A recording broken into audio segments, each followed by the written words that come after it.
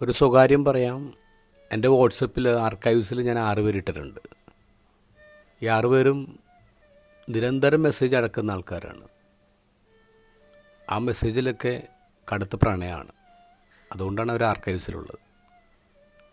Messages വായിക്കാറില്ല, ഇടയ്ക്കെടുത്ത് clean ചെയ്യുന്നു മാത്രമേ ഉള്ളൂ.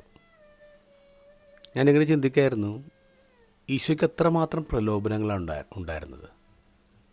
ലൂക്കായുടെ ഗോസ്പലിൽ മരുഭൂമിയിലെ പരീക്ഷ കഴിയുമ്പോൾ അതിൻ്റെ അകത്ത് ലൂക്ക എഴുതുന്നുണ്ട്, പിശാചവനെ തൽക്കാലത്തേക്ക് വിട്ടുപോയത്. അതിനർത്ഥം പലതവണ ഈശോയുടെ ലൈഫിലേക്ക് അവൻ കയറി വന്നു എന്നുള്ളതാണ്.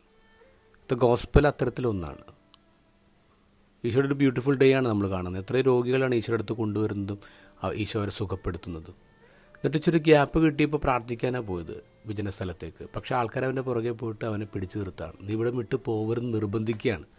ഈശോ അവരോട് പറഞ്ഞു, എനിക്ക് വേറെ സ്ഥലങ്ങളിൽ പോയി പ്രസംഗിക്കണം, അതിനാണ് ഞാൻ അയക്കപ്പെട്ടിരിക്കുന്നത്.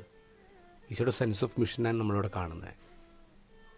5 അപ്പം 1000 പേർക്ക് വിളമ്പി കൊടുത്തപ്പോഴേക്കും ആൾക്കാർ അവനെ രാജാവാക്കാൻ വേണ്ടി ശ്രമിച്ചു. കഷ്ടിച്ചാണ് ഈശോ അവിടെ നിന്ന് രക്ഷപ്പെട്ടു പോരുന്നത്.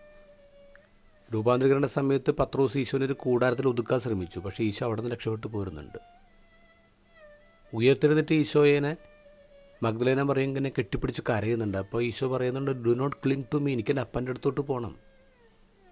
അപ്പോൾ നിരന്തരമായി ഈശോയുടെ മുന്നിൽ ഇങ്ങനെ ജനങ്ങളുടെ ഇഷ്ടങ്ങളുണ്ടായിരുന്നു, പ്രലോഭനങ്ങളുണ്ടായിരുന്നു. പക്ഷേ ഒരു ഗ്രേറ്റ് സെൻസ് ഓഫ് മിഷൻ ഈശോയ്ക്ക് ഉണ്ടായിരുന്നു.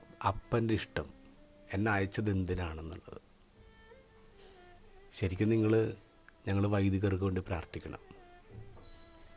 ജനങ്ങളുടെ ഇഷ്ടങ്ങളൊക്കെ ഒരുപാടുണ്ട്, പലരും പിടിച്ചു നിർത്താൻ ശ്രമിക്കുന്നുമുണ്ട്.